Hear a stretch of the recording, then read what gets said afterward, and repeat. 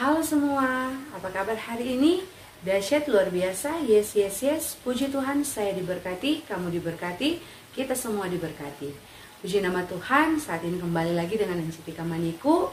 Dan saat ini Encitika akan membahas Bina Anak pelajaran 43. Dan untuk pembacaan firman Tuhan, terdapat dalam kitab Maleakhi pasal 3, ayat 6 sampai dengan ayat yang ke-12. Dan mohon pembacaan firman Tuhan ini dapat kita baca bersama.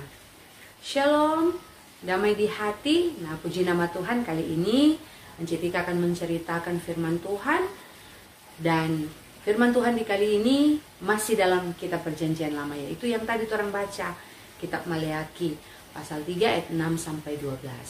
Sebelum Encitika melanjut bercerita, Encitika aku mau tanya, siapa yang masih ingat pembacaan atau cerita Alkitab minggu lalu? Coba angkat tangan.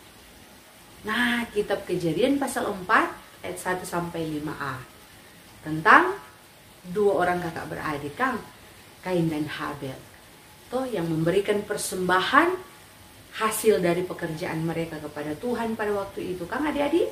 Nah, di saat ini, di cerita kali ini menceritakan juga tentang persembahan persepuluhan. Nah, adik-adik yang diberkati oleh Tuhan, pada hari itu ada seorang nabi yang Tuhan suruh untuk menyampaikan pesan kepada bangsa Israel. Nah, siapa tahu nabi siapa itu? Nabi Maleakhi. Jadi lewat Nabi Maleakhi ini, adik-adik, Tuhan Allah pada waktu itu menyampaikan firman Tuhan untuk disampaikan kepada bangsa Israel.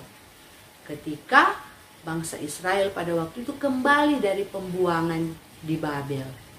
Nah, Encik mau tanya, kenapa sampai ini bangsa Israel dibuang pada waktu itu ke Babel?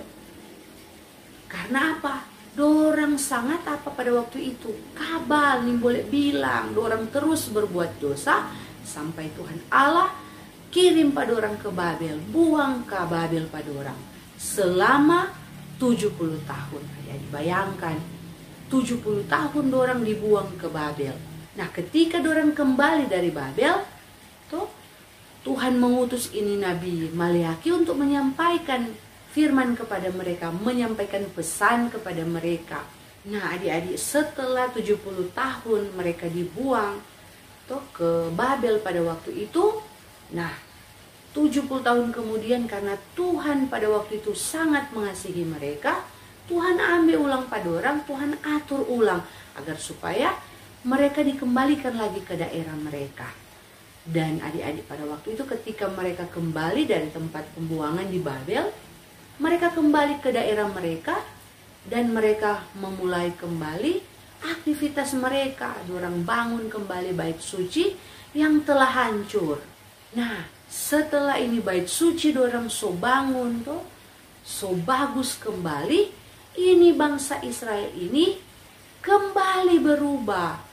Dorang kembali tidak taat kepada Tuhan. Dorang kembali menjadi orang yang apa? Kumabal, kabal, kepala batu.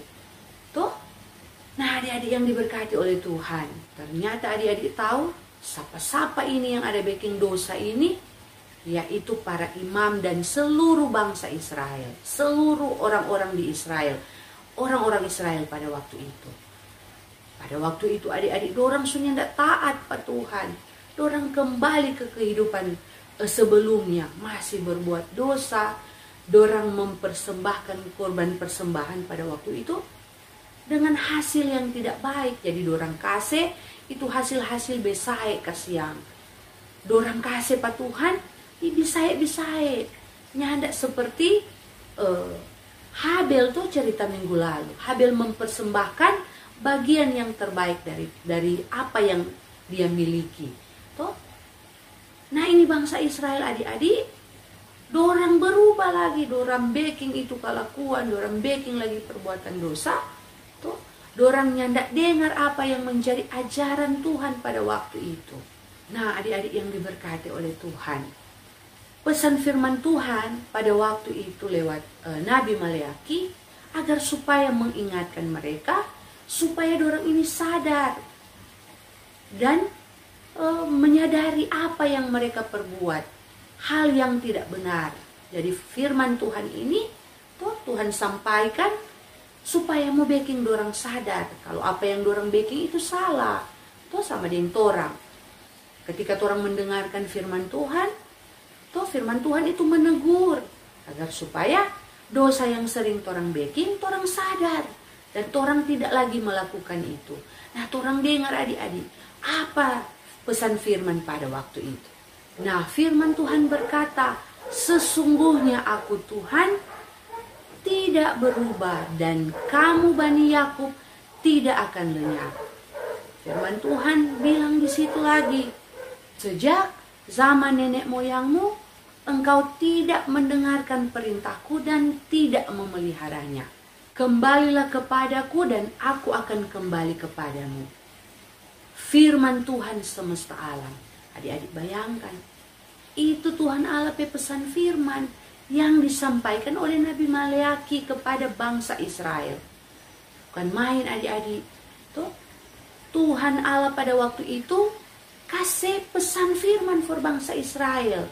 Tuhan kasih ingat pada orang. Kalau sejak dari dompet nenek moyang, orang yang tidak pernah dengar tuh perintah Tuhan dan tidak pernah memelihara firman Tuhan. Nah, adik-adik yang diberkati oleh Tuhan. Tapi pada waktu itu bangsa Israel ini menjawab, Tuhan, apa yang harus orang lakukan untuk kembali kepadamu? Nah, firman Tuhan juga berkata, bolehkah manusia menipu Allah? Namun engkau menipu aku. Bangsa Israel juga menjawab, dengan cara apakah kami menipu engkau? Firman Tuhan lagi bilang, mengenai persembahan perpuluhan dan persembahan khusus.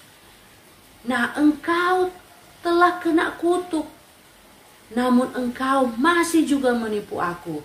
Ya, kamu semua bangsa, seluruh bangsa Israel. Bayangkan adik-adik tuh, dengan keras Tuhan menyampaikan firman Tuhan kepada bangsa Israel. Karena Tuhan tujuan, Tuhan mau bangsa Israel ini sadar dengan dorang perbuatan selama ini yang melanggar setiap perintah Tuhan. Adik-adik, ternyata ini bangsa Israel ini tidak melakukan apa yang harus mereka lakukan, yaitu memberikan persembahan persepuluhan pada waktu itu. Tuhan kemudian melanjutkan pesannya, yaitu bawalah persembahanmu seluruhnya ke rumahku, agar ada makanan berlimpah di sana. Dan engkau akan melihat, aku akan membuka pintu-pintu sorga dan akan melimpahkan segala yang baik. Bayangkan adik-adik tuh, Tuhan Allah juga pada waktu itu berjanji kepada mereka, tuh, ujilah aku, maka engkau akan melihat. Tuh, Tuhan mau buka itu pintu sorga untuk bangsa Israel dan juga memberikan hal-hal yang baik kepada mereka. Nah, adik-adik yang diberkati oleh Tuhan, apakah persembahan perpuluhan itu?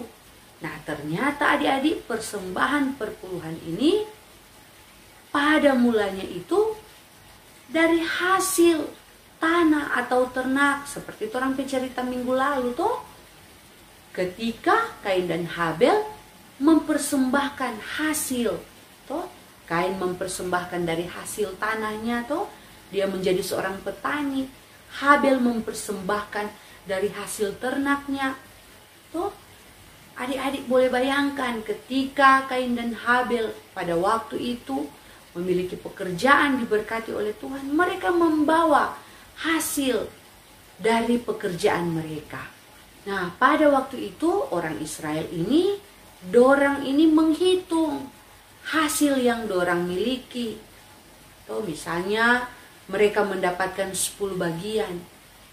Satu bagian itu mereka persembahkan. Misalnya kalau dia petani, dia mendapatkan 100 kilo gandum dan dia mengambil 10 kilo gandum ini untuk dipersembahkan. Nah, itu persembahan persepuluhan pada waktu itu di zamannya orang Israel. Nah, ternyata adik-adik, persembahan yang mereka berikan ini untuk orang Lewi. Mengapa demikian adik-adik? Dipersembahkan kepada orang Lewi. Karena ternyata kote ini orang Lewi ini tidak mendapatkan milik pusaka Jadi Tuhan pada waktu itu memerintahkan kepada bangsa Israel agar hasil itu mereka persembahkan persepuluhan untuk orang Lewi pada waktu itu. Karena kehidupan orang Lewi pada waktu itu hanya melayani Tuhan, mereka bekerja di bait suci pada waktu itu. Jadi ternyata itu persembahan persepuluhan itu bangsa Israel akan memberikan kepada orang Lewi. Nah, itu diperintahkan oleh Tuhan Allah sendiri pada waktu itu. Nah, adik-adik, pada waktu itu Tuhan juga berjanji kepada mereka. Tuhan bilang, "Aku tidak akan membiarkan serangga merusak hasil bumimu. Pohon-pohon anggurmu akan syarat buahnya. Maka itu kamu akan dikatakan bahagia oleh seluruh bangsa. Karena tempat yang engkau diami itu baik." Bayangkan adik-adik, Tuhan berjanji kepada mereka. Yang artinya Tuhan bilang begitu, Tuhan berjanji begitu bahwa Tuhan tidak mau kasih biar pada orang. Tuhan akan terus memberkati kehidupan mereka. Bayangkan tuh adik-adik, bangsa Israel kepala batu kasihan.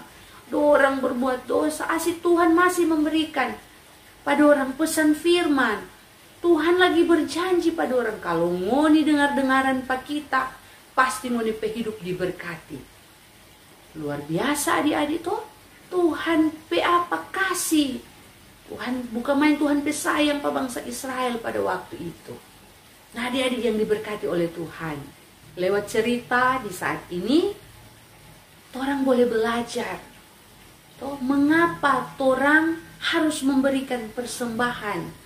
Kalau orang datang di gereja orang lihat di depan itu ada pundi-pundi yang harus orang isi persembahan. Terus kalau orang pejemaah orang gemim, biasanya setiap bulan itu ada amplop sampul perpuluhan kan adik-adik. Kalau orang lihat orang pemama dan papa jaga bawa ke gereja kunja baca. Karena adik-adik memberikan persembahan itu, mau persembahan taruh di pundi ataupun persembahan persepuluhan, itu bahwa orang mengucap syukur kepada Tuhan. Memberikan persembahan persepuluhan dari hasil sebagian, jadi 10% dari apa yang orang terima. Jadi hasil yang orang dapat dari orang pekerjaan, orang kasih di gereja untuk Tuhan, berarti orang mengucap syukur bahwa Tuhan boleh memberkati orang pekerjaan Kalau Tuhan nyak berkati, nyak mungkin orang mau dapat hasil dari orang pekerjaan. Jadi adik-adik, orang bawa itu persembahan ke gereja dikelola. Kalau orang gemim kan, dikelola itu jadi ada diakonia untuk orang sakit diperuntukkan. Jadi digunakan untuk ada orang sakit memberikan diakonia orang sakit, orang yang berduka cita. Terus ada untuk pembangunan gereja atau pembangunan lainnya adik-adik. Nah, diperuntukkan atau dibuat dipisahkan. Jadi kalau misalnya ada orang sakit uang yang orang berikan itu, karena orang ini persekutuan satu jemaat. Nah, adik-adik yang diberkati oleh Tuhan, mari orang berikan yang terbaik untuk Tuhan. Sama dengan cerita minggu lalu tentang Kain dan Habel. Kalau orang adik-adik kasih yang terbaik untuk Tuhan, harus dengan tulus hati. Kain bawa persembahan pada Tuhan dari semua hasil. Hasil tanaman, semua dia bawa. Tapi tidak dengan sepenuh hati. Nah, sedangkan Habel ini, dia bawa DP persembahan, DP hasil ternak. Dia bawa hasil yang terbaik. Dia pilih itu kambing domba yang banyak DP lemak untuk dia persembahkan. Yang gemuk, dia tahu mana mempersembahkan yang terbaik untuk Tuhan. Tuhan juga melihat hati orang. Kalau orang kasih persembahan, banyak orang kasih, tapi tidak dengan segenap hati, Tuhan pastinya tidak akan terima. Sama deh, Kain tuh Tuhan ya terima, Tuhan lebih terima Habel persembahan. Karena Tuhan lihat Habel ini memberikan dengan tulus hati dan penuh sukacita. Jadi adik-adik, kalau misalnya orang pergi di ibadah, mama kasih 10.000 dari rumah, orang isi semua. Tuh jangan singgah-singgah di warung, tamang panggil. Aduh biar cu, mama kok din tahu, mamanya lihat kita mesti singgah di warung, beli gula-gula tuh 5.000 kita isi di persembahan. Tidak seperti itu adik-adik. Jadi kalau mama percayakan orang tuh untuk bawa persembahan 10.000, semua orang kasih pak Tuhan. Jangan orang ambil lain tuh, agar supaya janji Tuhan seperti bangsa Israel. Aku akan memberkati. Tuh, jadi dalam segala hal Tuhan akan memberkati orang kehidupan. Kalau orang tahu memberikan yang terbaik untuk Tuhan. Nah demikianlah firman Tuhan. Kiranya firman Tuhan ini boleh senantiasa mengajarkan buat kita semua untuk apa? Taat kepada Tuhan. Nah Tuhan Yesus memberkati firman-Nya dan memberkati kita sekalian. Amin firman Tuhan.